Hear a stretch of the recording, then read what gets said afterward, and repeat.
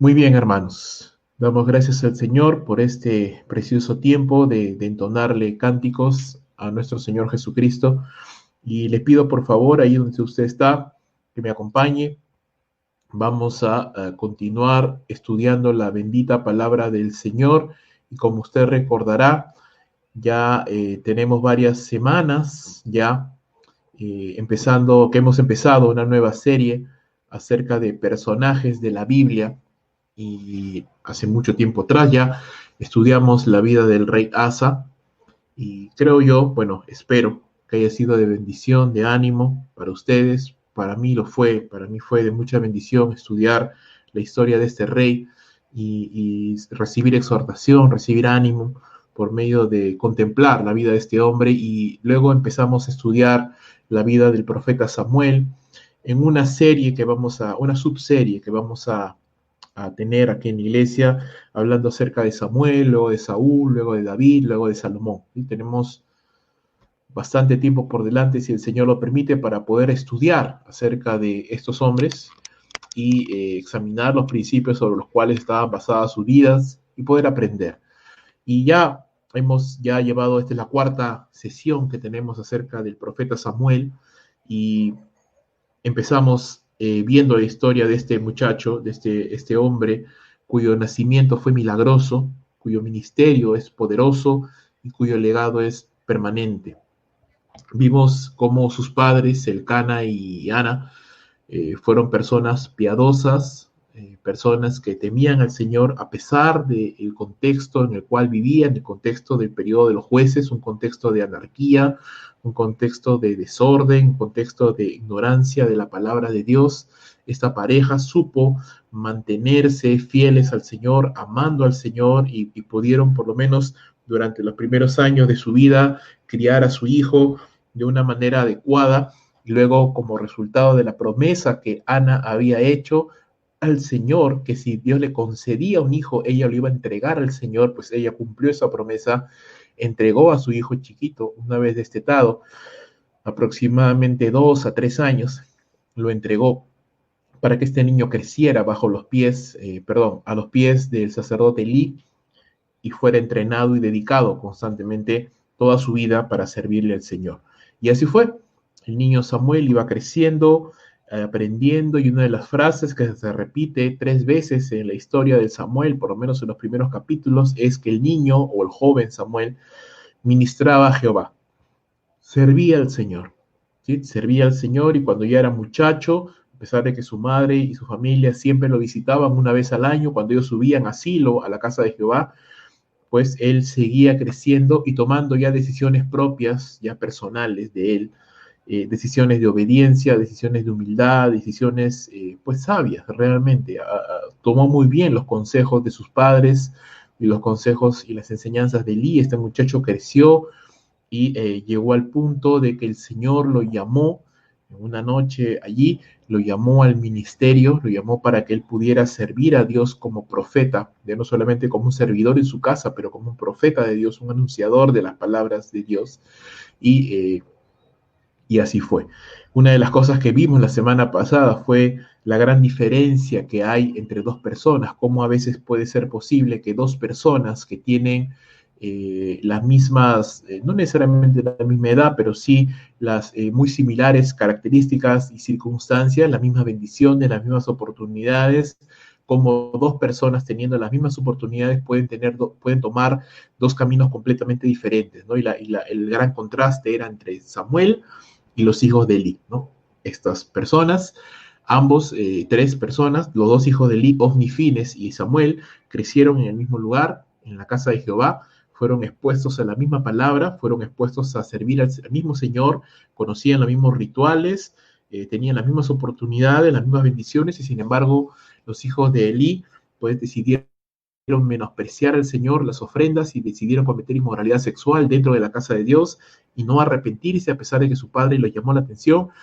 Y Samuel, por el contrario, no. Samuel se mantuvo puro, Samuel se mantuvo íntegro, Samuel se mantuvo obediente al Señor, y al final, pues, Dios anuncia justamente por boca de Samuel un castigo, una disciplina para Elí y para su familia. Él les había llamado la atención, los había llamado al arrepentimiento. Elí hizo muy poco por exhortar a sus hijos, no obedecieron y al final llegó la hora del castigo, llegó la hora del juicio. Dios iba a traer juicio sobre la casa de Elí, y terminamos eso la semana pasada cuando Elí escuchó este mensaje y dijo, bueno, es el Señor, que haga lo que bien le parezca, en una mezcla de resignación y en cierta forma sometimiento a la voluntad del Señor. El día de hoy vamos a pasar ya varios años después de esta historia, y una de las cosas que nos cuenta la palabra del Señor desde Primera de Samuel capítulo 4 hasta el capítulo 6, y no lo vamos a leer porque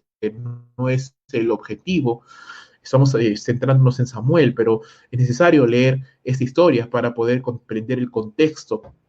Y una de las cosas que nos dice Primera de Samuel 4, 5 y 6 es que los filisteos se levantaron para atacar al pueblo de Israel, y una de las cosas que hizo Israel fue salir a la batalla y llevar el arca de Dios junto con los sacerdotes Ofni y Fine, justo los hijos de Elí. Elí ya no podía ir porque era un hombre muy anciano. Él se quedó en la casa del Señor, pero estaba expectante y temeroso por causa de que el arca del pacto había sido llevada. Y en plena batalla, pues los hijos de Israel se confiaron, ¿cierto? Como vieron que el arca del pacto llegaba al campo de batalla, ellos pensaron que automáticamente contaban con el favor de Dios y se alegraron y fueron a la guerra, pero lamentablemente no se habían percatado, no se habían dado cuenta que Dios no estaba con ellos. A pesar de que tenían el arca del pacto, Dios no estaba con ellos. Y pienso yo que esta falta de sensibilidad, que esta falta de discernimiento, que el no darse cuenta de que a pesar de que tenían el arca, no tenían la bendición de Dios, provenía pues del mismo comportamiento pecaminoso de los hijos de Elí, porque los hijos de Elí vivían así, vivían tocando las cosas sagradas, pero simplemente pensando que Dios no iba a hacer nada, a pesar de que ellos estaban profanando constantemente la honra y el buen nombre y la santidad del Señor. Entonces, si ellos tenían ese comportamiento, si Ofni y Fines tenían el comportamiento, tenían la mentalidad de pensar, yo puedo vivir como se me dé la gana, no importa, porque al final Dios no hace nada, no toma parte, no interviene para disciplinar. Entonces, el pueblo de Israel por completo también pensaba igual.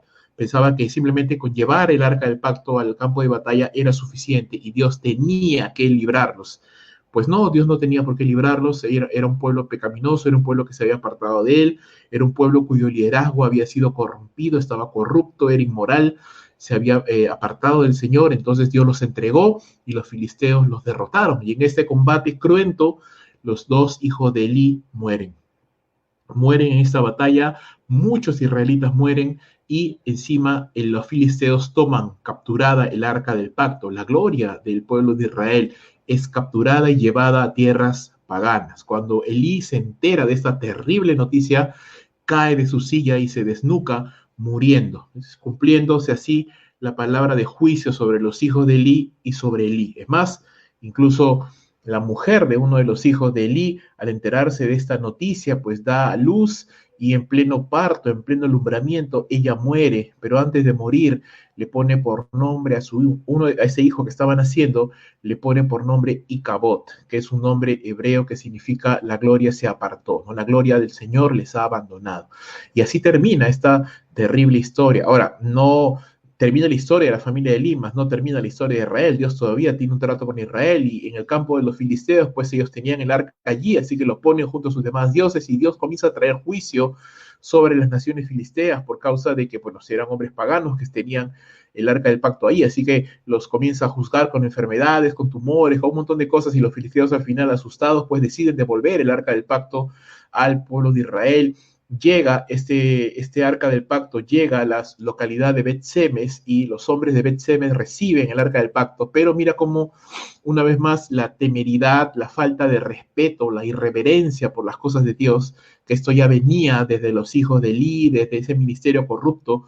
Ellos simplemente ni siquiera saben, o tal vez no les importa saber, que no se puede tocar el arca del pacto, y menos se puede mirar dentro, porque esa es una labor que, uno, solo pueden tocar el arca del pacto los levitas, eso lo enseña la ley, y dos, nadie puede mirar dentro del arca del pacto, porque ese es el lugar donde simboliza la presencia del Señor. Pero dice la Escritura en los capítulos anteriores, 4, 5 y 6, que los hombres de Bet-Semes, en el capítulo 6, los hombres de Bet-Semes miraron dentro del arca del pacto, y esto causó que Dios castigara y matara a 150,000, no, perdón, a 50,070 hombres de esta ciudad, ¿no? Dios matara a 70,000 israelitas por la temeridad de querer mirar dentro del arca del pacto. Así que, una vez más, la nación de Israel asustada envían al arca del pacto, lo envían a la localidad de Kiriat Jearim y ahí la dejan, ¿sí? Temerosos porque ya no querían tocar el arca del pacto por todos los estragos que ésta había causado. Ahora,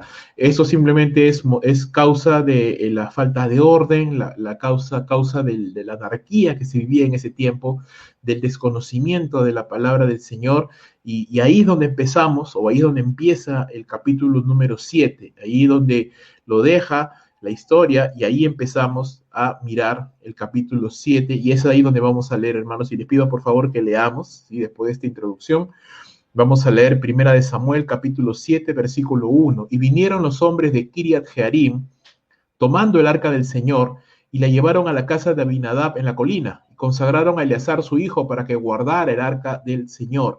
Y sucedió que pasó mucho tiempo, 20 años, desde el día en que el arca quedó en Kiriat Jearim, y toda la casa de Israel añoraba al Señor. Verso 3, entonces Samuel habló a toda la casa de Israel, diciendo, si os volvéis al Señor con todo vuestro corazón, quitad de entre vosotros los ídolos extranjeros y las astorets, y dirigid vuestro corazón al Señor, y servidle solo a Él, y Él os librará de la mano de los filisteos. Los hijos de Israel quitaron los Baales y las astorets, y sirvieron solo al Señor. Y Samuel dijo, reunid en Mizpa a todo Israel, y yo oraré al Señor por vosotros. Y se reunieron en Mizpa, y sacaron agua y la derramaron delante del Señor. Ayunaron aquel día y dijeron allí, hemos pecado contra el Señor. Y Samuel juzgó a los hijos de Israel en Mizpa. Cuando los filisteos oyeron que los hijos de Israel se habían reunido en Mizpa, los príncipes de los filisteos subieron contra Israel. Cuando oyeron esto, los hijos de Israel tuvieron temor de los filisteos. Entonces los hijos de Israel dijeron a Samuel, no dejes de clamar al Señor nuestro Dios por nosotros, para que Él nos libre de manos de los filisteos. Verso número 9, tomó Samuel un cordero de leche y lo ofreció como completo holocausto al Señor, y clamó Samuel al Señor por Israel, y el Señor le respondió. Mientras Samuel estaba ofreciendo el holocausto, los filisteos se acercaron para pelear con Israel. Mas el Señor tronó con gran estruendo aquel día contra los filisteos y los confundió, y fueron derrotados delante de Israel. Saliendo de Mizpa, los hombres de Israel persiguieron a los filisteos, hiriéndolos hasta más allá de Bet-car. Verso 12, entonces Samuel tomó una piedra y la colocó entre Mizpa y Sen, y la llamó Eben-ezer, diciendo, hasta aquí nos ha ayudado el Señor. Los filisteos fueron sometidos y no volvieron más dentro de los límites de Israel. Y la mano del Señor estuvo contra los filisteos todos los días de Samuel. Las ciudades que los filisteos habían tomado de Israel fueron restituidas a Israel desde Ecrón hasta Gat, e Israel libró su territorio de la mano de los filisteos. Y hubo paz entre Israel y los amorreos. Samuel juzgó a Israel todos los días de su vida. Cada año acostumbraba a hacer un recorrido por Betel, Gilgal y Mizpa, y juzgaba a Israel en todos estos lugares. Después volvía a Ramá, pues allí estaba su casa, y allí juzgaba a Israel, y edificó allí un altar al Señor. Muy bien, hermanos. La historia del capítulo número 7 de Primera de Samuel nos empieza con el arca del pacto, no en el lugar donde debería de estar. Recuerda que el centro religioso de Israel era Silo en ese momento, y pues como ya sabemos, el arca del pacto había sido llevada cautiva a las naciones filisteas. Los filisteos no pudieron soportar la presencia del Señor en medio de sus naciones, así que la devolvieron. En Bet-Semes, los hombres intentaron mirar dentro del arca, y Dios castigó a estos hombres por su irreverencia, y estos hombres enviaron el arca, a los sobrevivientes por lo menos, enviaron el arca a este lugar llamado Kiriat Jearim. Ahora, allí, en Kiriat Jearim, la recibieron y la enviaron a la casa de Abinadab, ¿no? Un hombre que vivía ahí en la colina de esa ciudad, y consagraron a uno de sus hijos para que guardara el arca del Señor. Por lo menos ya no tuvieron esta irreverencia de querer mirar dentro del arca, sino simplemente dejaron el arca allí y consagraron a uno de los hijos para que pudiera guardarla, para que pudiera protegerla. Después de esto, dice la Escritura, en el verso número 2, que pasó mucho tiempo, 20 años realmente, desde que el arca quedó allí, pasaron 20 años más, imagínate. Entonces, Si al inicio, en Primera de Samuel, capítulo 3, el joven Samuel tendría aproximadamente, decíamos aquella vez, unos 13, 14 años, probablemente era todavía muy muchachito, muy jovencito, y Dios ya lo había llamado al ministerio de profeta. Todavía pasaron después de eso 20 años más para que recién apareciera Samuel públicamente y se levantara, o por lo menos Dios lo levantara como líder de todo Israel. Y tiene sentido, ¿no? Un muchacho de 13 años pues difícilmente tiene todavía, puede tener todo el llamado, pero no tiene todavía todas las capacidades, toda esta experiencia o esta madurez que necesita y que solamente lo puede dar el tiempo para poder dirigir toda una nación. Entonces, durante estos 20 años, estos son 20 años que de Samuel no se sabe nada, realmente no se sabe mucho. Lo único que nos explica la Biblia en 1 Samuel 4, 5 y 6 es que el arca estuvo en las naciones filisteas, luego los filisteos lo devolvieron y nada más. Entonces, ¿qué sucedió luego qué sucedió en todos estos 20 años? ¿Por qué Samuel no intervino? ¿No? 20 años más, ya recién a sus 33, 34 años, Samuel interviene, Samuel aparece públicamente y la pregunta sería, ¿qué sucedió? ¿No? ¿Por qué pasó tanto tiempo para que reapareciera Samuel? Bueno, ya conocemos un poco a Samuel y sabemos que este hombre es un hombre obediente al Señor, es un hombre sometido a la voluntad del Señor, que está aprendiendo a escuchar la voz de Dios. Así que si Samuel no aparece en escena en estos años, es simplemente porque es la voluntad de Dios, era la voluntad de Dios que Samuel no apareciera. Era el trato de Dios con Samuel, formándolo, enseñándole, perdón, por medio de su palabra, por medio de la vida diaria, para que Samuel madure, ¿no? Tanto físicamente como emocionalmente, como espiritualmente, madure y esté preparado para todo lo que se viene después, ¿no? Definitivamente Samuel entendía que era un servidor del Señor, ¿no? No era la estrella del pueblo de Israel. Israel no necesitaba a Samuel. Israel necesitaba al Señor, claramente lo dice el verso 2, ¿no? Todos esos 20 años que el arca del pacto no estuvo donde debería estar, el pueblo de Israel añoraba al Señor, añoraban a Dios. Sin embargo, interesantemente, nadie hacía nada, ¿no? El arca se quedó allí y nadie más tuvo la iniciativa de ni siquiera tocarla. Y eso es algo, en cierta forma, bueno, porque creo yo que la disciplina de Dios que cayó sobre los hombres de Bet-Semes le enseñó a Israel que una cosa son las buenas intenciones, otra cosa es la curiosidad, otra cosa es la irreverencia, y hay una línea muy delgada entre ambas, y otra cosa es hacer las cosas como Dios manda, ¿sí? La única manera de mover el arca era simplemente que siervos de Dios, levitas consagrados para esto, llevaran el arca, ¿no? Ningún hombre podía poner la mano sobre el arca, por más buenas intenciones que tuviera, no era la manera como Dios lo había establecido. Entonces, a la mala, estos hombres aprendieron y les costó la vida de 57,000 hombres, pero aprendieron y de allí, nomás, por lo menos durante este tiempo, nunca más el pueblo de Israel osó tocar el arca del pacto. La siguiente vez que vemos que alguien osa tocar el arca del pacto, lo vemos muchos años después, ya cuando David está reinando, cuando Pérez Usa toca por buenas intenciones para que el arca del pacto no caiga a tierra, toca el arca para sostenerla y Dios lo mata instantáneamente, ¿sí? Pero antes de eso no hay otro evento de esa manera. Entonces la disciplina de Dios sirvió para que el pueblo aprendiera y durante esos 20 años nadie se atrevió a tocar el arca, pero a su vez el pueblo necesitaba al Señor, ¿no? Querían, de alguna manera, sentían esta nostalgia, añorar al Señor, y sin embargo, a pesar de que había la necesidad espiritual, Samuel no aparece, ¿no? Porque Samuel no está caminando según su propio criterio, Samuel está caminando según la voluntad del Señor. Y eso es muy importante entenderlo, hermanos, porque si bien es cierto, las personas tienen necesidad, lo que las personas necesitan no es a nosotros, lo que las personas necesitan, lo que tú y yo necesitamos, es a Dios.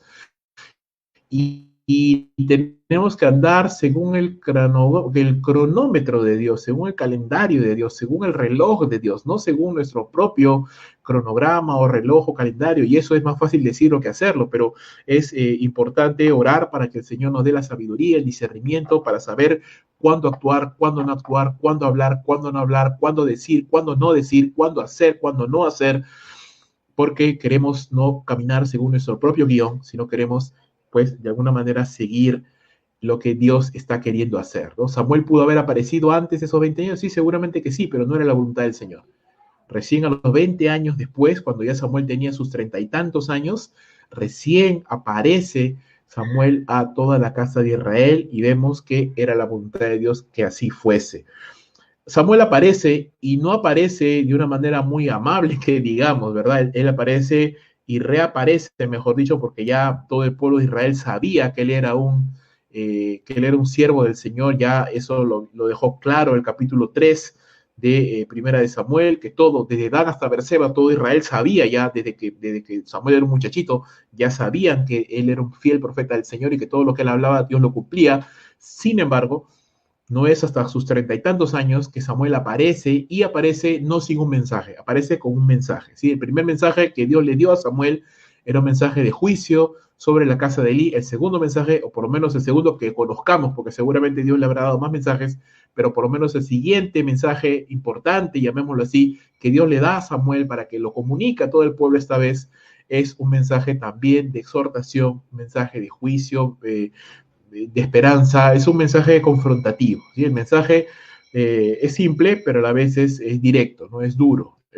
Dice la palabra, en el verso número 3, dice, si de todo vuestro corazón, lo voy a leer primero en la Reina Valera, y luego lo leeré en la Biblia de las Américas, que es la versión que estaba leyendo al inicio. Si de todo vuestro corazón os volvéis a Jehová, quitad los dioses ajenos y Astarot de entre vosotros. Preparad vuestro corazón a Jehová y solo a él servid, y os librará de la mano de los filisteos, ¿no?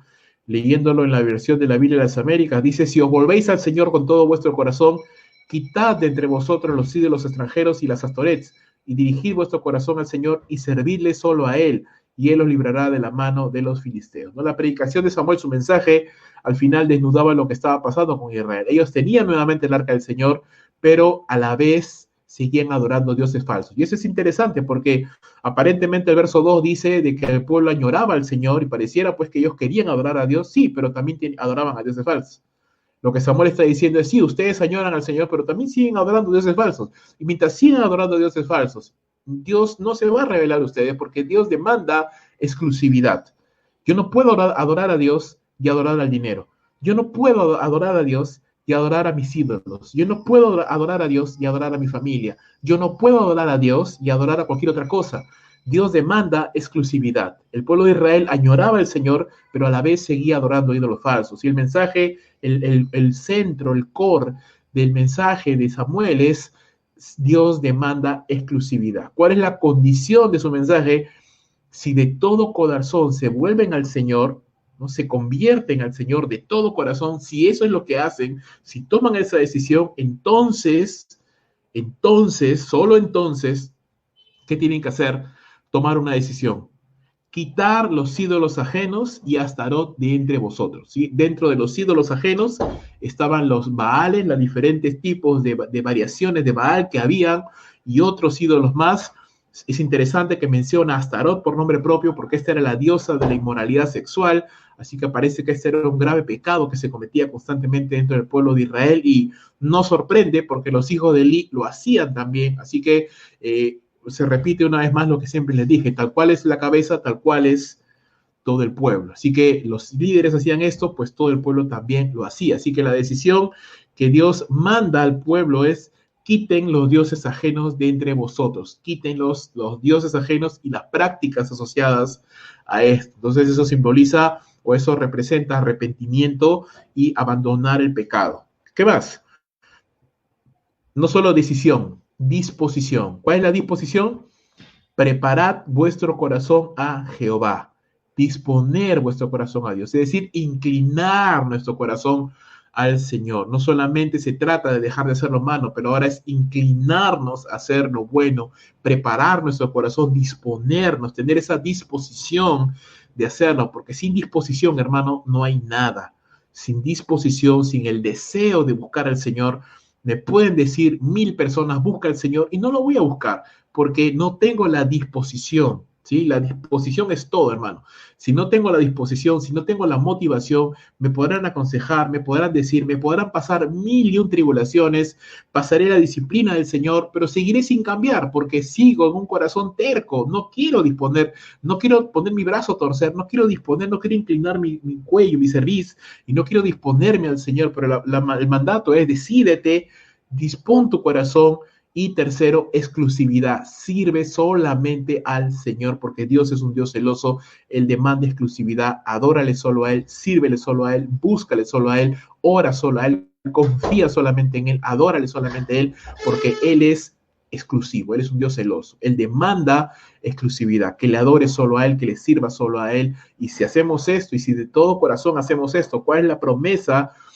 En ese momento para los israelitas era: Dios los librará de manos de los filisteos. Lo que no sucedió años atrás, 20 años atrás, que fueron derrotados de manos de los filisteos, 20 años después tienen una segunda oportunidad de poder encontrar la victoria. Y es interesante porque en la vida cristiana, hermano, cuando no encontramos, cuando experimentamos pruebas, tribulaciones, el aprendizaje y no lo pasamos, Dios nos da, pasado un tiempo, nuevamente otra oportunidad. Es como que llevas un curso en la universidad y lo jalas, y entonces, ¿qué tienes que hacer? Tienes que llevarlo de nuevo.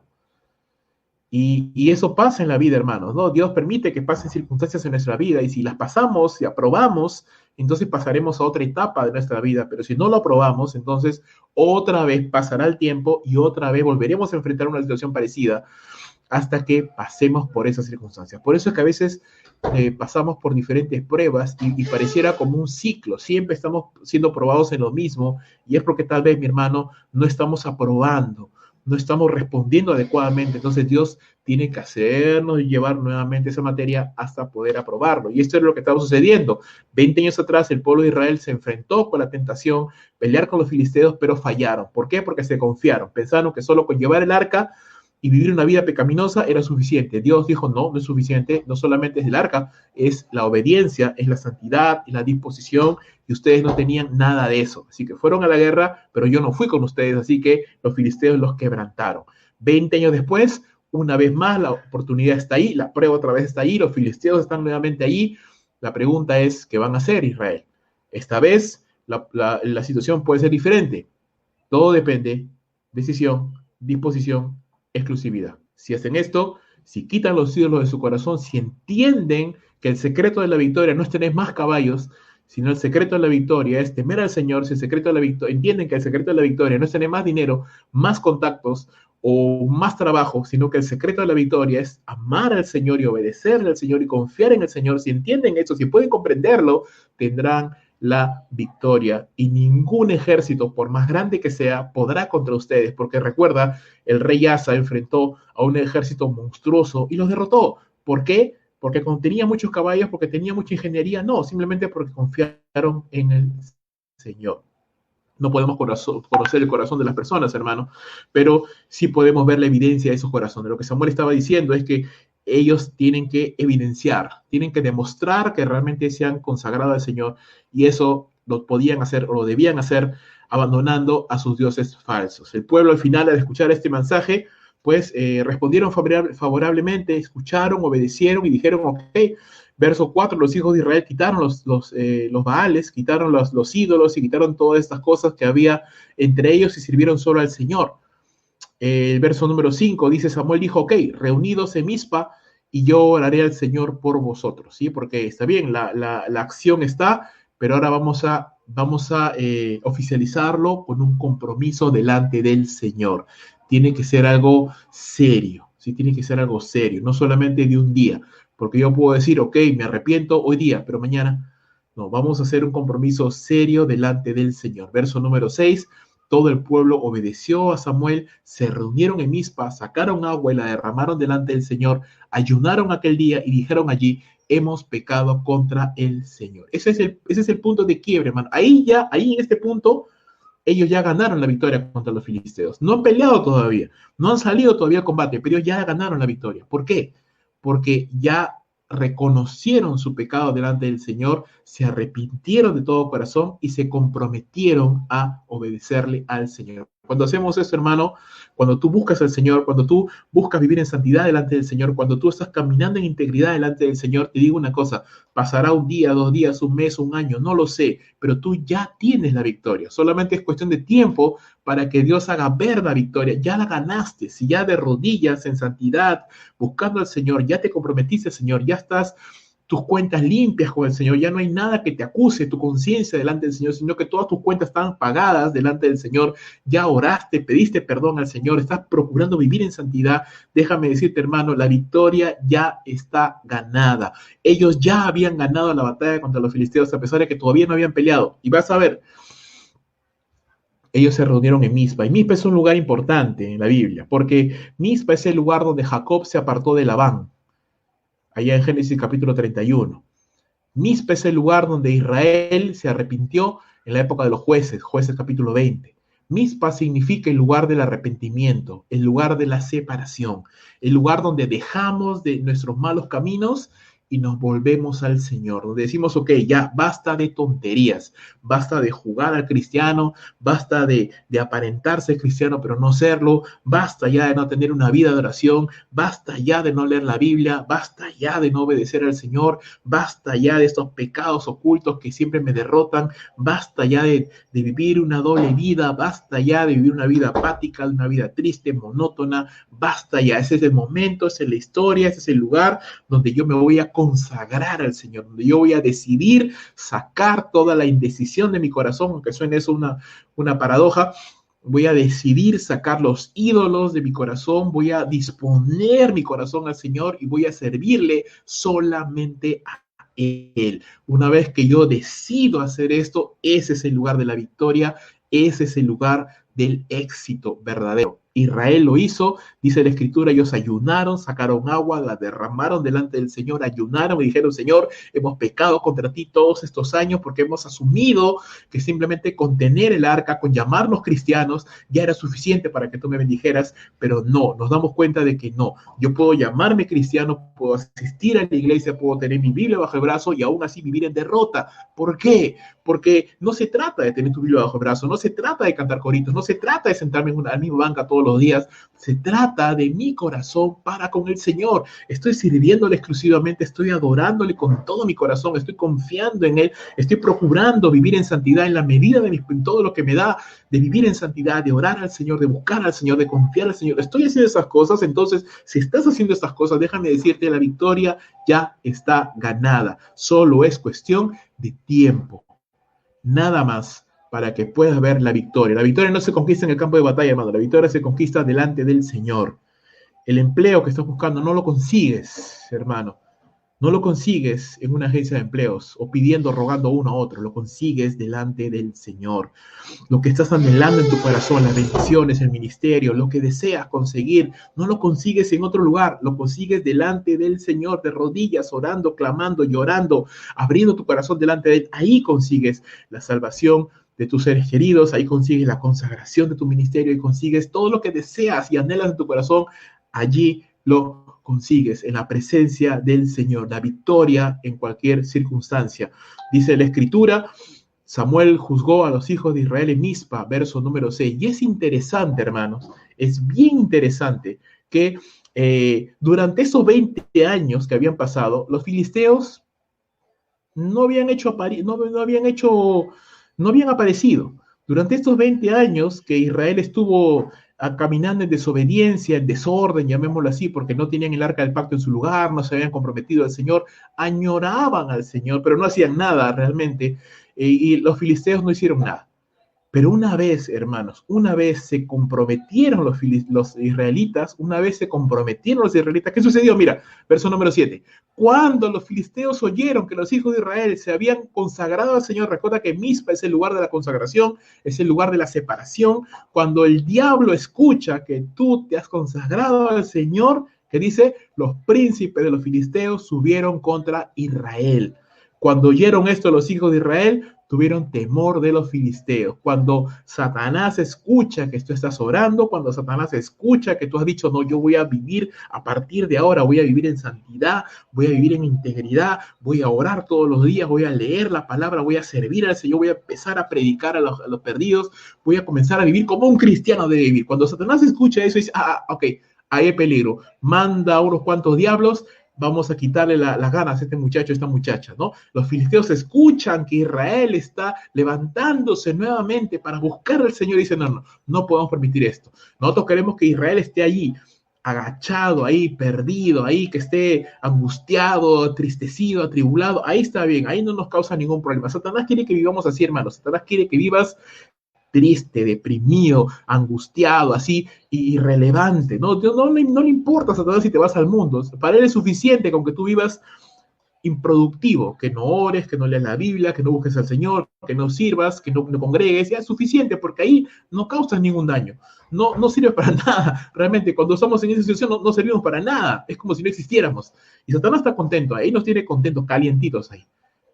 Pero cuando realmente empezamos a incomodarnos, ¿no? Y dijimos, no, no, no, ¿sabes qué? Hoy antes de dormir me voy a mi sofá, aunque sea media hora, aunque sea 15 minutos, voy a orar al Señor.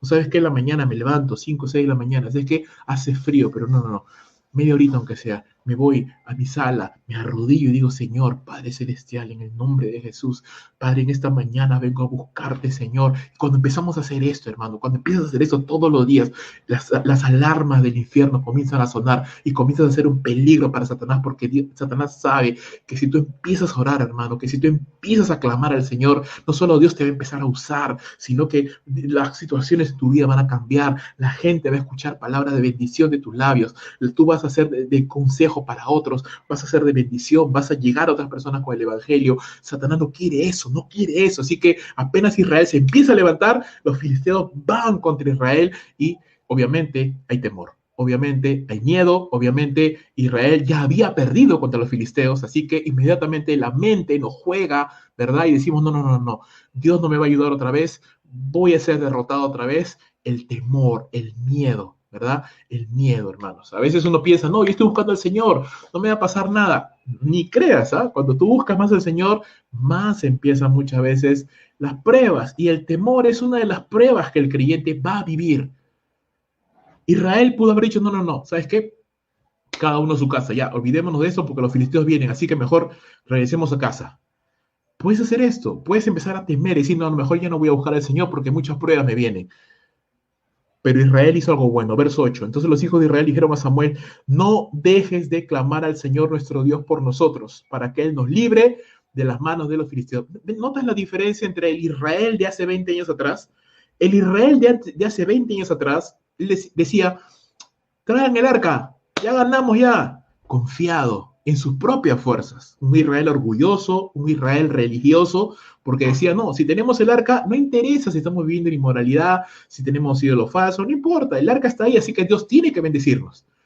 Este Israel, 20 años después, este Israel, a pesar de todo, ha madurado un poco más y entiende que no se trata de eso, se trata simplemente de depender del Señor. Israel le pide a Samuel, Samuel, por favor, ora por nosotros. Nosotros no vamos a escapar de la pelea. Vamos a salir a pelear. Vamos a salir a pelear. Pero ora por nosotros, por favor, para que Dios, no nosotros, para que Dios nos libre. Entonces, ¿qué hace Samuel? Samuel entra a otra etapa ya, mi hermano. Estamos entrando a otra etapa ya. Samuel toma un cordero de leche, una víctima inocente, un inocente que tiene que pagar por los culpables. Un cordero de leche, es decir, un cordero que todavía estaba siendo amamantado, un cordero pequeñito, un becerrito, que todavía no había sido destetado, que todavía tomaba leche de su mamá.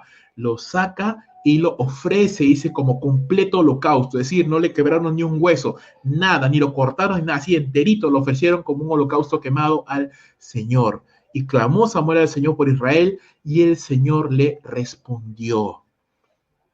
¿Qué hay, hermanos? Decisión, disposición, exclusividad, oración y sacrificio. El sacrificio, la sangre derramada de Cristo Jesús. Hermanos, la sangre de Cristo tiene poder. Todo el mundo me dirá, amén. Hasta los bautistas más recalcitrantes dirán, amén, cuando yo digo la sangre de Jesús tiene poder. Y sí, tiene poder, por supuesto que sí, yo lo creo. Pero mi hermano, Si vivimos una vida inmoral, yo no puedo decir la sangre de Jesús tiene poder y Dios me va a librar, ¿no? Porque Dios no es nuestro juguete, Dios no es nuestro títere. Si estamos viviendo una vida inmoral, de pecado, desordenada en algún área de nuestras vidas, Dios no va a bendecir, hermano. Dios no lo va a bendecir. ¿Qué nos está enseñando este pasaje? Ordena tu vida. Debo ordenar mi vida. Debemos ordenar nuestra vida para que el sacrificio, así como aquí un cordero de leche propició la victoria, coronó lo que ellos estaban haciendo, este sacrificio, hizo aceptable el sacrificio de todo el pueblo de Israel. Así, mis amados hermanos, para que pueda ser de bendición lo que Cristo hizo por nosotros, para que podamos experimentar la plena bendición de Dios, que ya nos salvó, que ya nos limpió con la sangre preciosa de su Hijo. Hermano, tenemos que adornar esto con nuestra obediencia al Señor, con esta dependencia de Él. Clamó Samuel al Señor después de haber hecho ese holocausto, después de que el pueblo se arrepintiera, sí, y el Señor le respondió, porque había sangre de por medio, porque había arrepentimiento de por medio, porque había consagración de por medio, porque había oración de por medio. Cuando hay estas cosas, hermanos, son como los ingredientes perfectos para la bendición, ¿sí? Cuando tú piensas en TNT, ¿no? Trinitotolueno, la dinamita tiene componentes. Cuando mezclas todos estos componentes, que por separado no harían nada, pero cuando los mezclas y le pones un poco de fuego, eso es capaz de hacer explotar una montaña. Cuando tú pones, hermano, oración, disposición, consagración, exclusividad, el sacrificio, la fe en el sacrificio de Cristo Jesús, y eso es dinamita espiritual, hermano. Ese es dinamita espiritual para cualquier situación. Dice la Escritura que el verso 10, mientras Samuel estaba ofreciendo el holocausto, los filisteos se acercaron para pelear con Israel. Mira, los filisteos no querían que Israel terminara de ofrecer su sacrificio al Señor. Interesante. Qué interesante, hermanos. Los filisteos no querían que Israel terminara de ofrecer su sacrificio. No querían que ellos terminaran de adorar a Dios. Satanás siempre va a buscar, hermano, interrumpir tu tiempo con Dios, porque Satanás sabe que el secreto de la victoria para tu vida está de rodillas. Y si él logra sacarte de ese tiempo, si él logra distraerte, si él logra hacer que tú ya dejes de orar, que tú dejes de leer la Biblia, ya te ganó, hermano, ya te ganó, ya te ganó. Si él logra distraerte de eso, si él logra hacerte pensar, estás en tu cama calientito, hace frío, ¿qué hace? Duerme nomás. No, pero tengo que ir a orar. No, no te preocupes, ya mañana ora, no te preocupes, el Señor entiende. Si él logra hacerte que dejes de orar, ya perdiste, hermano, perdiste. Los filisteos se acercaron para impedir que Israel continuara su sacrificio, mas el Señor, dice, tronó con gran estruendo aquel día contra los filisteos, los confundió y fueron derrotados delante de Israel. Los derrotó tremendamente. Entonces, verso 12, Samuel tomó una piedra, la colocó entre Mizpa y Sen y la llamó Ebenezer, que significa piedra de ayuda, y dijo, hasta aquí nos ha ayudado el Señor. Hasta ese momento Dios les ayudó. Dios les bendijo. ¿Qué diferencia, hermanos? ¿Por qué bajo el liderazgo de Elí y el Ofni Fines Israel cayó derrotado, el arca de Dios fue perdida? ¿Y por qué bajo el liderazgo de Samuel los filisteos fueron derrotados? El nombre de Dios fue glorificado. El pueblo se avivó espiritualmente. ¿Por qué? ¿Por qué la diferencia? Porque, hermanos, el corazón de Elí el corazón de Samuel, era el corazón de un hombre de Dios, que oraba al Señor, que buscaba a Dios, y por eso Dios lo usó.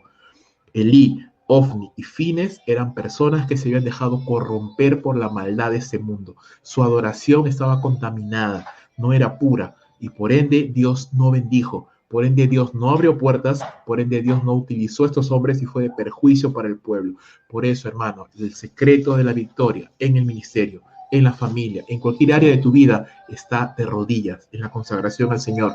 Cuando oramos, cuando clamamos, cuando vivimos en santidad. ¿Quieres victoria? No se trata de trabajar más. ¿Quieres éxito en la vida? No se trata de desesperarte por conseguir las cosas. A veces necesitas trabajar menos y orar más. A veces lo vas a conseguir desesperándote menos y clamando más, consagrándote más al Señor. De lo contrario, hermano, simplemente estamos siguiendo el camino de Elí, siguiendo el camino de Ofni y Fines. Verso 13, la victoria fue tan tremenda, dice que los filisteos fueron sometidos y no volvieron más dentro de los límites de Israel. La mano del Señor estuvo contra los filisteos todos los días de Samuel. Las ciudades que los filisteos habían tomado de Israel fueron restituidas a Israel, e Israel libró su territorio de la mano de los filisteos y hubo paz entre Israel y los amorreos. Es decir, Dios no solamente sometió por completo a los filisteos todo el tiempo que Samuel vivió, sino que le dio paz, y los mismos otros pueblos amorreos, otros pueblos aparte de los filisteos, nunca más se atrevieron, no más se atrevieron, por lo menos todo ese tiempo de los días de Samuel, no se atrevieron nunca más a poner la mano sobre Israel o intentar atacar a Israel, porque ahora ya sabían, Dios estaba nuevamente con Israel, nuevamente estaba con Israel, porque ahora había un liderazgo piadoso, el pueblo se había vuelto al Señor, había bendición, así que ya no había otra oportunidad para ellos. Verso 15, Samuel juzgó a Israel todos los días de su vida, y cada año acostumbraba a hacer un recorrido, ¿no? Por todo Israel, Betel, Gilgal, Mizpa, lugares especiales y particulares del pueblo de Israel, de la nación de Israel, y juzgaba a Israel en todos esos lugares. Significa que él enseñaba la palabra, administraba justicia, daba estatutos, mandamientos, explicaba, enseñaba a todo el pueblo de Israel. Dice, después volvía a Ramá, porque ahí estaba su casa, ¿no? Su casa no estaba en Silo, su casa no estaba... mira, qué interesante, ¿no? Samuel nunca se creyó una estrella, él no estaba en Silo, él no estaba ahí, él no se hizo el centro de la nación de Israel, no. Él vivía como siempre en su casa en Ramá, y ahí estaba su casa, allí juzgaba Israel y edificó allí un altar al Señor, ¿sí? La vida de Samuel, entonces, hermano, fue una vida de obediencia al Señor, de constante servicio, de amor, de piedad.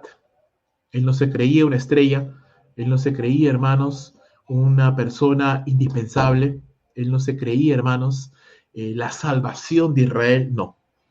Samuel entendía lo que nosotros debemos entender. El mundo no nos necesita a nosotros, el mundo necesita a Dios y ver a Dios a través de nosotros.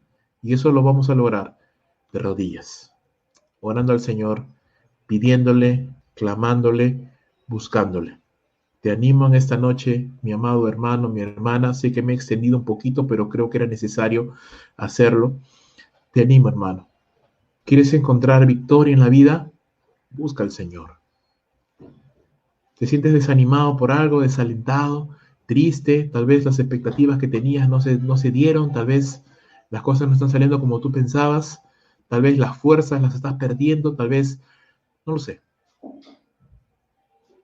Lo único que te puedo decir, mi hermano, en esta noche, mi hermano, mi hermana, es, lamentándote no vas a ganar nada, llorando no vas a ganar nada, pensando, recapacitando, recordando con nostalgia no vas a ganar nada, pero de rodillas sí puedes ganar mucho, orando al Señor, consagrándote a Él, tomando la decisión, disponiendo tu corazón al Señor y sirviéndole a Él. Si estás haciendo estas tres cosas, mi hermano, si lo estás haciendo de corazón, con fe en el sacrificio que Cristo Jesús ha hecho en tu vida, te diría, haz una cuarta cosa, ten paciencia. Ten paciencia. La victoria ya la ganaste, solo que no la ves todavía. Ya la ganaste. Deja que Dios haga. Tal vez hasta Samuel estaba desesperado, ¿no? Señor, ya quiero salir, ya ha pasado 15 años, 5 años, el pueblo está sin líder. Señor, quiero enseñar. El Señor le decía, no, Samuel, tranquilo, tranquilo. A los 10 años, Señor, pero ya son 10 años, el pueblo de Israel no tiene líder, no hay quien dirija, Señor, yo quiero llevar el arca. Samuel, tranquilo, no se trata de ti, se trata del Señor. De Él son los tiempos, de Él son las sazones, Él es el que hace, Él es el que levanta, Él es el que hace caer. Tranquilo, hermano, mi hermana, tranquilo. Los tiempos, el reloj, el cronómetro es del Señor, no nuestro, no nuestro. No te cuestiones por qué, hasta cuándo. No, esas preguntas no te competen a ti, le competen al Señor. Piénsalo así, hermano. Si Dios quisiera, hace así y te bendice ahorita mismo. ¿No lo puede hacer? Por supuesto que lo puede hacer. ¿Por qué no lo hace? No lo sé. Ni tú ni yo lo sabemos. Dios tiene propósitos que no te competen ni a ti ni a mí de repente saberlos. ¿Qué nos compete? Ser fieles al Señor. Simplemente fieles al Señor. Y deja, llegará el momento en que el Señor te levante, te bendiga, abra puertas, y cuando suceda, mi hermano, Y te lo digo de corazón porque yo en algún momento he vivido eso en algunas cosas de mi vida. Cuando sucede, cuando es Dios quien hace las cosas, sucede de un momento a otro y tú dices, ¿qué pasó? ¿Qué sucedió? Y es Dios, hermano. Cuando es Dios haciendo las cosas, no las tienes que forzar, no tienes que desesperarte. Tranquilo, no se trata de ti. Tú no eres indispensable, ni para tu propia vida eres indispensable, ni yo tampoco. Dios tiene el control. Que Dios te bendiga, mi amado hermano, mi amada hermana. Oremos al Señor.